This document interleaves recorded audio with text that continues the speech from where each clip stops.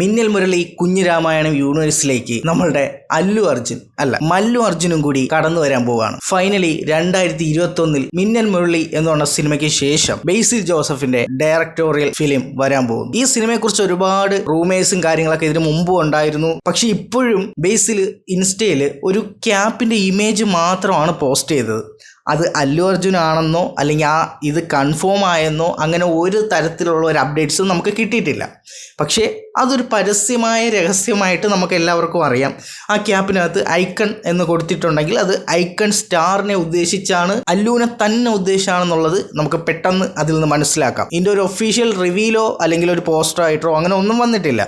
ഇനി മെയ്ബി ഈ സിനിമ കുറച്ച് ഡിലേ ആവുകയോ അല്ലെങ്കിൽ ഇതിൻ്റെ പേരിൽ എന്തെങ്കിലും ഇവർ തമ്മിൽ എന്തെങ്കിലും ക്രിയേറ്റീവ് ഡിഫറൻസോ അങ്ങനെ എന്തെങ്കിലും ഒരു ഇഷ്യൂ വന്ന് ഈ സിനിമ ഡ്രോപ്പ് ആയി കഴിഞ്ഞാലും ഓൾറെഡി നിങ്ങൾ അല്ലു അർജുനെ കൊണ്ട് ഇങ്ങനെ ഒരു സിനിമ അനൗൺസ് ചെയ്യിപ്പിച്ചതാണ്, എന്നിട്ട് എന്ത് പറ്റി ഇങ്ങനെ, അങ്ങനത്തെ ചോദ്യങ്ങൾ ഇനി ഒരുപാട് വരും. ബേസിൽ ഇതുവരെ അത് അനൗൺസ് പോലും ചെയ്തിട്ടില്ല. അനൗൺസ് ചെയ്യുന്നത് വരെ അല്ലു അർജുൻ ബേസിൽ പടം വരുന്നു അല്ലെങ്കിൽ അത് ഓണായി നമ്മളത് വിശ്വസിക്കാതെ ഇരിക്കുന്നതായിരിക്കും നമുക്ക് നല്ലത്. കാരണം ഇപ്പോൾ അല്ലു അർജുൻ ചെയ്തുകൊണ്ടിരിക്കുന്ന സിനിമകൾ എന്ന് പറയുന്നത് ആറ്റ്ലിയുടെ കൂടെ ഒരു ഫിലിം, അത് കഴിഞ്ഞിട്ടാണ് ലോകേഷിന്റെ കൂടെ AA23 ചെയ്യുന്നത്, അതും കഴിഞ്ഞിട്ടായിരിക്കും ബേസിലിന്റെ കൂടെ ഈ ഒരു സിനിമ ചെയ്യുന്നെങ്കിൽ സിനിമയിലേക്ക് വരുന്നത്. ഈ ഒരു കാര്യം ഇത്രത്തോളം സ്പ്രെഡായ സ്ഥിതിക്ക് ഇതിൻ്റെ ഒരു ഒഫീഷ്യൽ അപ്ഡേറ്റ് എക്സ്പെക്റ്റ് ചെയ്യുന്നുണ്ട്. നമ്മൾ കുറേ കാലം കൊണ്ട് നമ്മൾ മിസ് ചെയ്യുന്ന ഒരു ഡയറക്ടർ, അതായത് എല്ലാ ഡയറക്ടേഴ്സിനും ഇങ്ങനത്തെ ഒരു ഇതുണ്ടായിട്ടില്ല.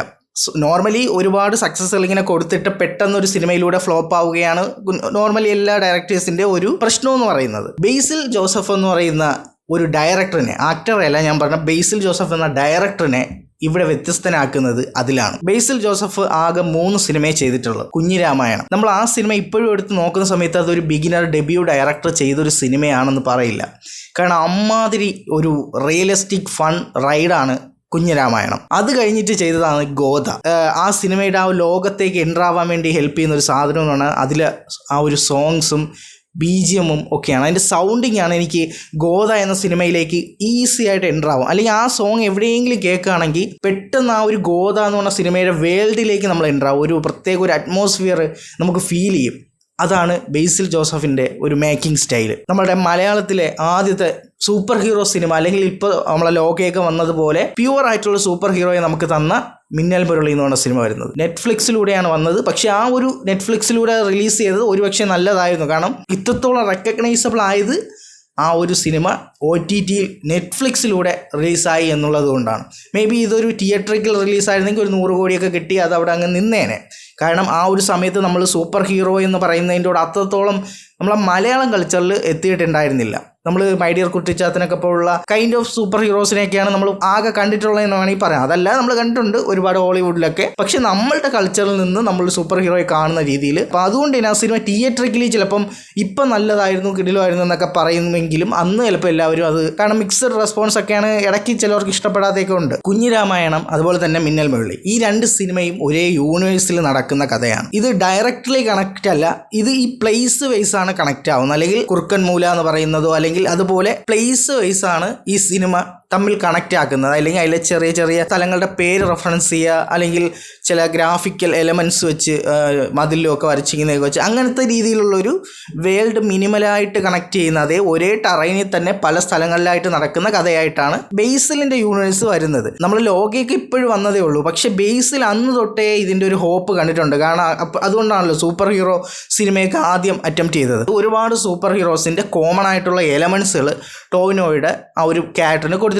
മിന്നൽ ഏറ്റ് ഒരു പവർ കിട്ടുന്നു, അതേസമയം ഒരു വില്ലനും പവർ കിട്ടുന്നു, അവർ തമ്മിലുണ്ടാകുന്ന ഒരു കോൺഫ്ലിക്റ്റ്. പക്ഷേ ഇമോഷണലി ആ ഒരു സിനിമ ഇമോഷണൽ ആയിട്ടുള്ള വില്ലനും ഹീറോയും തമ്മിലുള്ള റൈവലറി ഉണ്ടായി വരാനുള്ള ഒരു റീസണും ഒക്കെ ആ ഒരു വേൾഡ് എൻ്റർലി സെറ്റ് ചെയ്തെടുക്കാൻ വേണ്ടിയിട്ട് ബേസിലിന് പറ്റിയിട്ടുണ്ട്. പിന്നെ അതിനകത്ത് ആ ഒരു സോങ് ഉണ്ടല്ലോ, മറ്റേ പുലകി, ആ ഒരു സോങ് ഉണ്ടല്ലോ, ആ ഒരു ഇമോഷണൽ, ഭയങ്കര ഇമോഷണൽ, ഒരുപാട് പേർക്ക് ഫേവറേറ്റ് ആയിട്ടുള്ളൊരു സോങ്. പക്ഷേ എന്തുകൊണ്ടാണെന്ന് അറിയില്ല, എനിക്ക് ആ ഒരു സോങ് എപ്പോൾ കേട്ടാലും ഒരു വിയേഡ് ഫീൽ ചെയ്യും. എന്ന് വെച്ചാൽ അത് സോങ്ങിൻ്റെ പ്രശ്നമല്ല, എനിക്ക് ആ ഒരു സോങ് എന്തോ ഒരു നെഗറ്റീവ് എനർജി തന്നിട്ടുണ്ടെന്ന് തോന്നുന്നു. ആ ഒരു സോങ്ങിനോട് എനിക്ക് ഭയങ്കര വിയേഡായിട്ടൊരു ഫീലിങ്സ് ആ ഒരു സോങ്, ആ പർട്ടിക്കുലർ ഒരു സോങ് കേൾക്കുന്ന സമയത്ത്. പക്ഷെ അതേസമയം ബാക്കിയുള്ള എല്ലാ സോങ്സും ആ എനർജി പമ്പ് ചെയ്യുന്ന പോലത്തെ സോങ്. ഇത് എൻ്റെ പേഴ്സണൽ ഒരു ഇതാണ്, ഞാൻ പറഞ്ഞതേ ഉള്ളൂ. എൻ്റെ കൂട്ടത്തിൽ ബേസിൽ ഇനി ചെയ്യാൻ പോകുന്നത് മിന്നൽ മുരളി 2 എന്നുള്ള റൂമേഴ്സൊക്കെ പലതവണ ഉണ്ടായെങ്കിൽ പോലും ഇത് ചിലപ്പോൾ ഒരു പുതിയൊരു സിനിമ ആയിരിക്കാം. ഈ സിനിമ മലയാളത്തിലാണോ ചെയ്യുന്നതെന്നുള്ളതിലൊരു കൺഫ്യൂഷൻ ഉണ്ട്.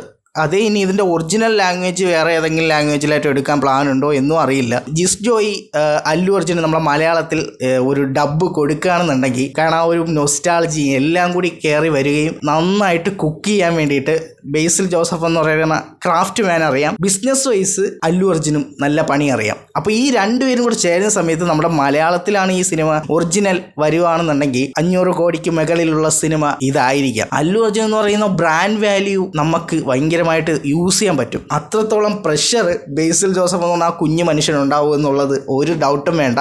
ഒപ്പം ഇതിൽ നമ്മളെ സഹതാരങ്ങളായിട്ട് ടോവിനോ കൺഫേം ആയിരിക്കും. ഇനി വേറെ ആരൊക്കെ അതിൻ്റെ കൂട്ടത്തിൽ ഉണ്ടാകും, ഈ വേൾഡിൽ ഉണ്ടാകും എന്നുള്ളതാണ് നമുക്ക് കണ്ടറിയാൻ പോകുന്നത്.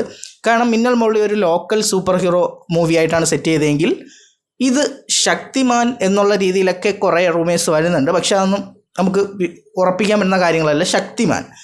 ശക്തിമാനാണോ ഈ സിനിമ, അതുപോലെ തന്നെ മിന്നൽ മുരളി 2 അതിൻ്റെ സ്ക്രിപ്റ്റ് ആണോ ഈ സിനിമയ്ക്ക്, അത് ആ വേൾഡിൽ അല്ലെങ്കിൽ ആ യൂണിവേഴ്സിലായിട്ട് നടക്കുന്ന കഥയാണോ, അത് അല്ലു അർജുൻ എന്ന് പറഞ്ഞ ആക്ടറിനെ ഈ പറയുന്ന ക്യാരക്ടേഴ്സുമായിട്ട് ചിലപ്പോൾ കണക്ട് ചെയ്യാൻ വേണ്ടിയിട്ട് ബേസിൽ ജോസഫ് ശ്രമിക്കില്ല എന്നുള്ളതാണ് എനിക്ക് തോന്നുന്നത്. കാരണം അല്ലു അർജുനെ വെച്ച് വീണ്ടും ഒരു സിനിമ ചെയ്യുക എന്ന് പറയുന്നത് ലോകേഷ് കനകരാജ് ഇപ്പോൾ അനുഭവിക്കുന്ന അതേ സിറ്റുവേഷനിലേക്ക് വന്ന് പെടാൻ വേണ്ടി ചാൻസ് ഉണ്ട്. കാരണം ഈ സിനിമയുടെ റിസൾട്ട് എന്താണെന്നോ മറ്റൊന്നും അറിയില്ല. ഇതൊരു യൂണിവേഴ്സായിട്ടോ മിന്നൽ മുരളിയിലോട്ടൊക്കെ കണക്റ്റ് ആയി പോയി കഴിഞ്ഞാൽ, അതും അല്ലു അർജുനെ പോലുള്ള ആക്ടറിനെ വെച്ച് ചെയ്തു കഴിഞ്ഞാൽ അദ്ദേഹത്തിൻ്റെ ഡേറ്റും കാര്യങ്ങളും ഇതിൻ്റെ ഒരു മറ്റു പാർട്ട് ചെയ്യണമെങ്കിലോ അല്ലെങ്കിൽ വേറൊരു സിനിമയിൽ അദ്ദേഹത്തെ കൊണ്ടുവരണമെങ്കിലോ അങ്ങനെ ഒരുപാട് കാര്യങ്ങൾ ഫ്യൂച്ചറിൽ പണി കിട്ടാൻ ചാൻസ് ഉണ്ട്. അപ്പോൾ അതുകൊണ്ട് തന്നെ ഈ വേൾഡ് തമ്മിലാണ് ബേസിൽ എപ്പോഴും കണക്ട് ചെയ്യാറ്. അപ്പോൾ ആ വേൾഡ് തമ്മിൽ കണക്ട് ചെയ്തിട്ട് ക്യാരക്ടേഴ്സൊക്കെ പുതിയതാണെന്നുള്ള രീതിയിൽ പുതിയൊരു കഥയാവാം, പുതിയൊരു റോളാവാം. നമ്മളെ മിന്നൽ മുരളിയായിട്ടൊന്നും ഒരു ബന്ധമില്ലാത്തൊരു സിനിമയായിരിക്കാം. നമ്മൾ ബിസിനസ് വൈസും അതുപോലെ തന്നെ ടെക്നിക്കൽ വൈസും ഒക്കെ നമ്മൾ ചിന്തിക്കുന്ന സമയത്ത് അതിലേക്ക് കണക്റ്റ് ആവാത്ത രീതിയിലായിരിക്കും അല്ലു അർജുനെ പ്ലേസ് ചെയ്താലും ചെയ്യുക. ഇനിയിപ്പോൾ എന്താണ് സിനിമയെന്നോ എങ്ങനെയാണ് സിനിമയെന്നുള്ളതൊക്കെ കൂടുതൽ കാര്യങ്ങൾ നമുക്ക് പുറത്ത് വന്നാലേ പറയാൻ പറ്റുമോ. ഇപ്പോഴും അല്ലു അർജുനാണോ എന്നുള്ളതും കൺഫേം അല്ല. പക്ഷേ ഐക്കൺ എന്ന് പറഞ്ഞ ഒരു ക്യാപ്പ് എടുത്ത് ഫോട്ടോ ഇട്ട് കഴിഞ്ഞാൽ പിന്നെ നമുക്ക് മലയാളികളെന്നല്ല ഐക്കൺ സ്റ്റാർ എന്നുള്ളത് നമുക്കറിയാതെ ആരാണെന്നുള്ളത്. പ്രത്യേകിച്ച് ബേസിൽ പോയി ഫംഗ്ഷനൊക്കെ കൈയൊക്കെ കൊടുത്ത് നിൽക്കുന്ന കുറേ ഇമേജൊക്കെ കണ്ടതുകൊണ്ട് എന്നെ ചിലപ്പം എല്ലാം ഉറപ്പിച്ചിട്ടുണ്ടാവാം. ഇനി ഒരു ഒഫീഷ്യൽ അനൗൺസും കൂടി വരണം. പക്ഷെ എങ്ങനെയാണ് ബേസിൽ ഇത് കൺവിൻസ് ചെയ്ത് അല്ലു അർജുനെ എടുത്തത് എന്നുള്ളതാണ്. കാരണം നമ്മളെ ഇത്രയും പുലിയായിട്ടുള്ള ഡയറക്ടേഴ്സ് ഉണ്ടായിട്ട് പോലും അവർക്കാർക്കും ആ ഒരു ഹോൾഡ് ചെയ്യാൻ പറ്റിയിട്ടില്ല. ഒരുപക്ഷെ മിന്നൽ മുരളിയുടെ ആ ഒരു OTT സക്സസ്സിലൂടെ ആ ഒരു പവർഫുൾ ആയിട്ടുള്ളൊരു ഇത് പോയിട്ടുണ്ട്. കാരണം അത്രയും പേര് കണ്ടിട്ടുണ്ട് മിന്നൽ മുരളി.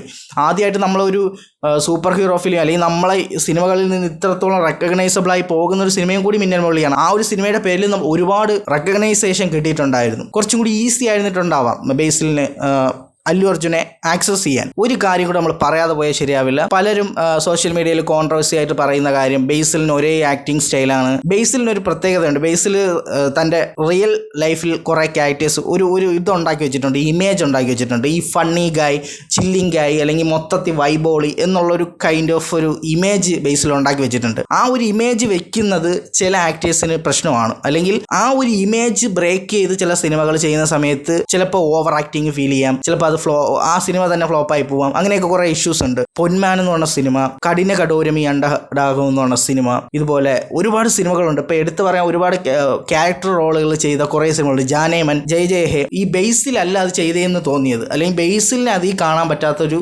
ക്യാരക്ടർ അതാണ്. ജയ് ജയ് ഹേയിൽ വേറെ ഏതോ ഒരു ആക്ടർ ചെയ്ത പോലെ ഒരു നമുക്ക് തന്നെ ഒരു ചൊറി ഫീൽ ചെയ്യും. അങ്ങനത്തെ ഒരു ക്യാരക്ടർ. പൊന്മാനൊക്കെ എന്ന് പറയുന്നത് നമ്മളേക്ക് ഒരു റെപ്രസെൻറ്റേഷൻ പോലത്തെ ഒരു ക്യാരക്ടറാണ്. പി അജേഷ് അദ്ദേഹം ഇത്രയും നല്ലൊരു ഡയറക്ടർ ആയതുകൊണ്ട് തന്നെയാണ് അതേപോലെ ഒരു ബ്രില്യൻ ആക്ടറും ആയത്. പിന്നെ അതേ എടുക്കുന്ന സിനിമകളുടെ മൂഡെല്ലാം അങ്ങനത്തെ സിനിമകളാണ്. വളരെ റെയറായിട്ട് മാത്രമേ ഇത്തരത്തിലുള്ള ടെസ്റ്റിംഗ് അല്ലെങ്കിൽ എക്സ്പെരിമെൻ്റ് സിനിമകൾ ചെയ്യാറുള്ളൂ. എല്ലാം എൻജോയബിൾ ആയിട്ടുള്ള, കണ്ടിരിക്കാൻ പറ്റുന്ന ഒരു ലൈക്കബിൾ ഗായ് എന്നുള്ള ഒരു ഇമേജ് ബേസിൽ സെറ്റ് ചെയ്തിട്ടുണ്ട്.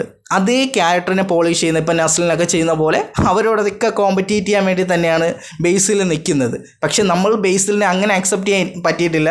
ടോവിനോയൊക്കെ ഗ്യാങ്ങിലേക്കാണ്, നിവിൻ ടോവിനോയൊക്കെ ഗ്യാങ്ങിലേക്കാണ് എനിക്ക് ബേസിലിനെ സെറ്റ് ചെയ്യാൻ പറ്റുന്നത്. പക്ഷേ ബേസിൽ തന്നെ പറയുന്നത് ഹാഷിർ, സന്ദീപ്, നസ്ലിൻ ഇവരെയൊക്കെ ഒരു ടീമിലേക്ക് ഒരു കോമ്പറ്റീഷൻ കൊടുക്കാനെന്നുള്ള രീതിയിലാണ്. ഇത് രണ്ടിൻ്റെ ഒരു കാറ്റഗറിയുടെ സെൻറ്ററിലാണ് ബേസിലിൻ്റെ ഒരു സെറ്റപ്പ്. അത് നമ്മൾ ഏജ് വൈസൊന്നും അല്ല കണക്കാക്കുന്നത്. പക്ഷേ ഒരു ലൈക്കബിൾ ഗായിയാണ് ബേസ്. ഇപ്പോൾ നസ്ലിൻ ചെയ്യുന്ന ക്യാരക്ടേഴ്സും ബേസിലിന് ചെയ്യാൻ പറ്റും. ഇപ്പോൾ ലോകയെ പോലും നസ്ലിന് വരം ബേസിലായിരുന്നു.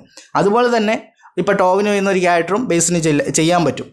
അപ്പോൾ ഇതുപോലത്തെ ഒരു കൈൻഡ് ഓഫ് ഒരു ആക്ടറാണ്, നല്ല ഫ്ലെക്സിബിൾ ആയിട്ടുള്ള ആക്ടറാണ്. ഇമോഷൻസ് നന്നായിട്ട് കൈകാര്യം ചെയ്യാൻ അറിയാം, കാരണം ഡയറക്ടറാണല്ലോ. ഫണ്ണായിട്ടുള്ള കാര്യങ്ങളും കോമഡി വർക്കൗട്ട് ചെയ്യാൻ നല്ല രീതിയിൽ ഇതുണ്ട്, കാരണം ഒരു കംപ്ലീറ്റ് പാക്കേജാണ്. പിന്നെ ഈ പറയുന്ന ഓറ അല്ലെങ്കിൽ ആക്ഷൻ, പൃഥ്വിരാജ് ഉണ്ണിമുന്തനെ ഫൈറ്റ് ചെയ്യുന്ന പോലെ അല്ലെങ്കിൽ ടോവിനോ ഫൈറ്റ് ചെയ്യുന്നതൊക്കെ പോലെയുള്ള ഒരു കൺവിൻസിങ് എത്രത്തോളം കിട്ടും എന്നുള്ളത് മാത്രമേ എനിക്ക് ഫീൽ ചെയ്തിട്ടുള്ളൂ, അല്ലെങ്കിൽ അതൊരു ഇതായിട്ട് മാത്രമേ ഫീൽ ചെയ്തിട്ടുള്ളൂ. അതും ഇനി പ്രൂവ് ചെയ്ത് കഴിഞ്ഞാൽ അതും നമ്മൾ അക്സെപ്റ്റ് ചെയ്തേ പറ്റൂ. ബേസിൽ എന്ന് പറയുന്നത് ഒരു ബ്രില്യൻ്റ് ഡയറക്ടറുമാണ്, അതുപോലെ തന്നെ ബ്രില്യൻ്റ് ആയിട്ടുള്ള ഒരു ആക്ടറുമാണ്, നല്ല രീതിയിൽ ബിസിനസ് അറിയുന്ന ഒരു ആക്ടറുമാണ്. ഒരുപാട് ഫ്ലോപ്പുകളില്ലാത്ത ഒരു നടനും കൂടിയാണ് ബേസിൽ ജോസഫ്. അല്ലു അർജുൻ ബേസിൽ ജോസഫ് പടം എന്തായാലും സമാധാനമായിട്ട് തന്നെ മച്ചാൻ പാചകം ചെയ്യട്ടെ, നമുക്ക് ഇലയിട്ട് കാത്തിരിക്കാം. റീസെൻറ്റ് വീഡിയോസ് അതാ ഇവിടെ കൊടുത്തിട്ടുണ്ട്, സബ്സ്ക്രൈബ് ചെയ്തിട്ടേക്കുക.